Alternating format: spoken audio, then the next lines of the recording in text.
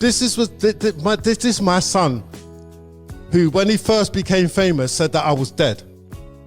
I can relate. I used to say my dad was dead. I can Right? relate. And then it went from I'm dead to us back. Mad. Did you crack though? What the f am I gonna smoke crack for? Never talked to him since? Nah, I ain't talked to him since I was probably like heard his voice, like talked to him on the phone. I probably ain't talked to him since I was like 12. You interested? Not really, cause he's like, I'm a man now. What if everything you believed about 21 Savage's background was completely off? Imagine this, a father in London watching his child rise to worldwide fame, while hearing claims that he's dead, addicted, or nowhere to be found. Now picture that same father stepping forward with what he says is undeniable proof, and flipping the entire story on its head. Kevin Emmons, who says he is 21 Savage's biological father, has recently come forward with what he describes as years of overlooked evidence. We're talking call logs, bank statements, and personal records that challenge the image 21 Savage has shared with the public. According to Kevin, he was present for the first 7 years of his son's life, provided financial support, and yet somehow was completely erased from the rapper's origin story. Social media is exploding with reactions, the hip-hop community is stunned, and the claims Kevin is making are nothing short of jaw-dropping. His father Kevin is from Brixton in South London, where he grew up his entire life. Kevin describes himself as someone who has always lived and breathed music, breakdancing, graffiti, DJing, rapping, and performing. Creativity, he says, was in his blood. He says he appeared on several BBC programs back in the day, doing dance routines and participating in early hip-hop style videos promoting positive messages. Kevin portrays a childhood built on discipline and strong family values. As the youngest of 6, he says he had eyes on him at all times. His parents and siblings made sure he stayed on track. He even recalls his father as a tough, respected figure, someone he never wanted to disappoint. That structure, he claims, kept him out of trouble growing up. Why is he going to America? Why is he going to America? He's going to America, yeah? His mum is now married to his now stepdad, yeah? So they're going for a fresh start. Who says he needs a fresh start? She needs the fresh start. He don't need no fresh start. What he needs is what he's had already. He stresses that he was always with family no matter where he went. That was just how they moved. Kevin claims she was actually the one who approached him first, and before long they started seeing each other. Eventually, she became pregnant with the child who would grow up to be 21 Savage. But here's the twist most people have never heard. Kevin says the pregnancy wasn't planned, and that when she told him she was expecting, she immediately insisted he cut ties with his entire family and moved to the United States with her. That's when he says things took an unexpected turn. Kevin claims she was connected to something called the Nuwaubian movement, which he describes as a splinter group based loosely on certain Islamic concepts and targeted primarily toward black followers. He says she gave him literature that portrayed anyone who wasn't T-black as the devil. Kevin refused to accept that ideology, arguing that good and evil can come from any background. But, and this is the part he emphasizes, he claims he was still committed to being present in his son's life regardless of the breakup. I love my son, yeah? I love my son. What do you want? Do you want a relationship with him? Do you want to see him? Do you want him? What do you want? I want him to pick up the phone and talk to me. That's all I like, want. What do you like? Don't. That's it. This is the point where Kevin's version of events becomes extremely specific, and completely different from what 21 has said publicly. Kevin claims that during the first 7 years of 21's life, he was deeply present.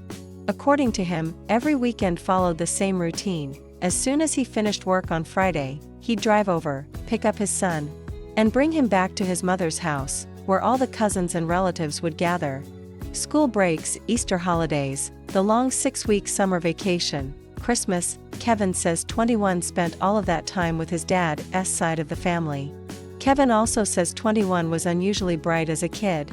He recalls one moment walking down the street when young 21 suddenly asked him, "Dad, why are you talking so much? You could die earlier, and I don't want you to die." For a little kid to say something that heavy, Kevin describes it as a sign of just how emotionally aware he already was. He says 21 was always in his happiest state when he was around Kevin's family, excited, sharp, full of energy. Kevin even jokes that sometimes his son's intelligence was so advanced it would get on his nerves. In a fight on the first day of school. Oh God. From the jump? Yeah, they was used to tease me. Like I went to Donnell Elementary. That was the first elementary school I went to. Okay. So I get on the bus or whatever, they making fun of me on the way to school. Okay. So we get on the bus to go home, they making fun of me on the way home. Okay. It's like one of the older dudes, like his little brother was the main one. So the older brother was said something like, basically like, shit, fight him. So we get out the bus, I beat him up. So all the girls, they run and tell my mama. Okay. At the door. So Your sisters? No, kids in the neighborhood. Kids in the neighborhood. Okay. So they run, they tell my mama, cause they started, I really was kicking a lot. They started calling me Taekwondo Kid. On my mama. It's a true story on my mama. Kevin says it never made sense, that this exact issue is what broke their relationship in the first place, so why was she still pushing it? Then came the moment that changed everything. When 21 turned 7, Kevin says there was one Sunday he'll never forget. As he was dropping his son off, the mother gave him a final choice: we're leaving on Monday. Either you take him, you come with us, or I'll send him back every 6 months. Kevin knew she wasn't actually going to leave the child with him permanently. And he knew his son was extremely attached to his mother. So he made what he believed was the most stable decision: let 21 go to America, but keep their relationship going through the 6-month visitation plan she proposed. What Kevin didn't realize was that this move would completely reshape his son's entire life, and eventually lead to heartbreak down the line.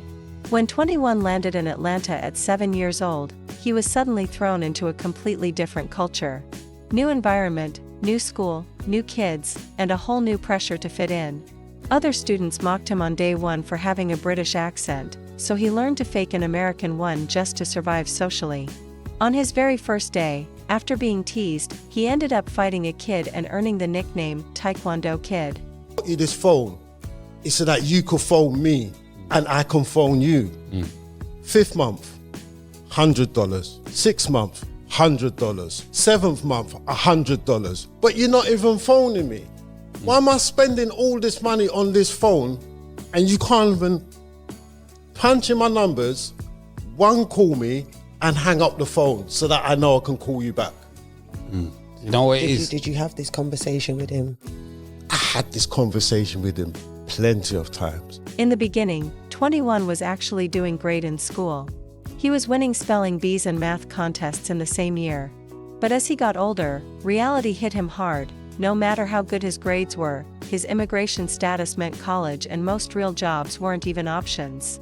That realization crushed his motivation. He started sleeping through classes, stopped caring about school. And by the time he was 13, he had already stepped into the streets and started selling drugs. Things spiraled further when he took a gun to school. Kids from another neighborhood had an issue with him, and since his own friends were already in high school, he didn't have anyone to watch his back. He hid the weapon during in-school suspension, but cameras caught him. Another student even snitched on him, and by 8th grade he was already on probation. Even though he was trying to stay out of trouble, he eventually got expelled for a situation on a school bus. Students were throwing objects at the driver, and even though he didn't join in, a few girls pointed him out as one of the kids involved. When his mother found out, she grounded him for the first time in his life, keeping him inside the house to babysit his little siblings. But 21 was still sneaking out. His cousin eventually informed his mother that he was taking stolen cars on joyrides, which led to even more discipline. This cycle of sneaking out, breaking rules, and running the streets kept going all the way until his 21st birthday, the day everything in his life took a dark turn.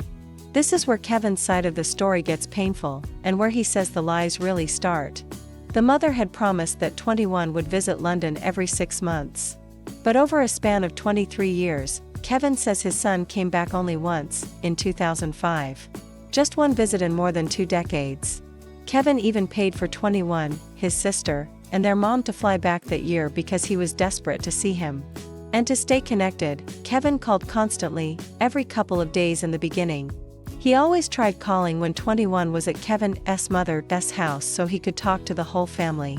Because Kevin understood something important: children don't just have a relationship with their parents, they bond with grandparents, aunts, uncles, cousins.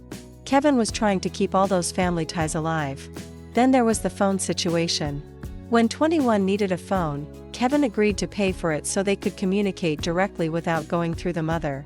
He covered international plans that cost $20, $25, even up to $40 or $100 a month sometimes. But here's the heartbreaking part, 21 never used it. Not a single call. Kevin was paying month after month for a phone his son never picked up to contact him. I just want a phone. Like, just send me $100 a month, bro, so I can have me a little Metro. You know what I'm saying? I'm in middle school now. Everybody got phones and shit. He ain't want, like, he sent $100 and then he just stopped sending the shit type shit. So I started selling weed to get me a phone, shit like that. But I ain't gonna lie, I used to be hurt by that shit. Like, man, what my daddy won't fuck with me. You know what I'm saying? But then as I got older, it was just like, really, fuck you. You know what I'm saying? I'll get out here on my own. I'm a grown man now. Kevin says he had this same conversation with 21 over and over again. He'd tell him, I got you this phone so we can stay in touch. Just call me once and hang up so I know to call you back. But that call never came. Not a single time. Eventually Kevin got tired of paying for a phone that was never used, so he cut it off. And later, 21 would twist that into an accusation that his dad didn't support him. Kevin also shares that he actually flew to America in 2004 to see his son in person, proving he was making real efforts to stay involved. He says he even covered the costs for 21's first legal case when he got into trouble. He kept sending money consistently, and every transfer had his name on the paperwork, meaning there should be bank records clearly showing his financial help. Now we get into the things Kevin calls straight-up lies. When 21 Savage first blew up, he told the world that his father was dead. But Kevin was alive, living in London, working a regular job, and he had to sit there and watch his own son publicly claim he didn't exist. Imagine what that would do to a parent. Kevin says there were times he'd go to the local chip shop, buy food, glance over at the newspaper stand, and see his own face plastered across pages because 21 had just been arrested by ICE. Me losing my son is bad enough, but to lose my brethren along the way, and then I've made it and I can't bring them with me, and everything I used to dream about that we was gonna do, I can't do it with them.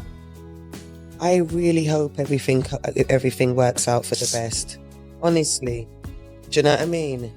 I can see that it hurts you a lot. And I really do hope that. It hurts me for the fact that it's all the interviews he done after when I was in my worst state. That's what hurts me. It's after the loss, then came all the, my dad this, my dad that, my dad this, my dad that. Man, have some empathy. I just lost your brother. There's no reason to put me down even more. But when he wanted to speak up and share his own truth, no media outlet cared to hear it. Then the narrative shifted. It went from my dad passed away to my dad uses that stuff. Kevin addresses this head-on in the interview, and you can see how deeply it affects him. When asked whether he ever used that substance, he reacts with real confusion and hurt. He explains that, sure, back in the day there was peer pressure and certain things were around, but he never got involved because he had the right people guiding him away from that lifestyle. Kevin talks about being raised with strong family principles. As the youngest of 6, he couldn't afford to step out of line. His mom, dad, brothers, and sisters always kept an eye on him, and the last person he ever wanted to disappoint was his father. Bringing any kind of drama into the house felt like a death sentence to him. That accusation stings the most because Kevin feels like his own son is using his platform to tear down his reputation. Here, that's a man who held regular jobs. He mentions working at the post office and working with his father, and he still tried to maintain a relationship with his son from different sides of the world. Yet in return, he ends up being publicly labeled as an addict by the very child he was trying to stay connected with. Kevin also clears up the long-running confusion about 21's stepfather, the man many people assumed was his real dad because of old photos.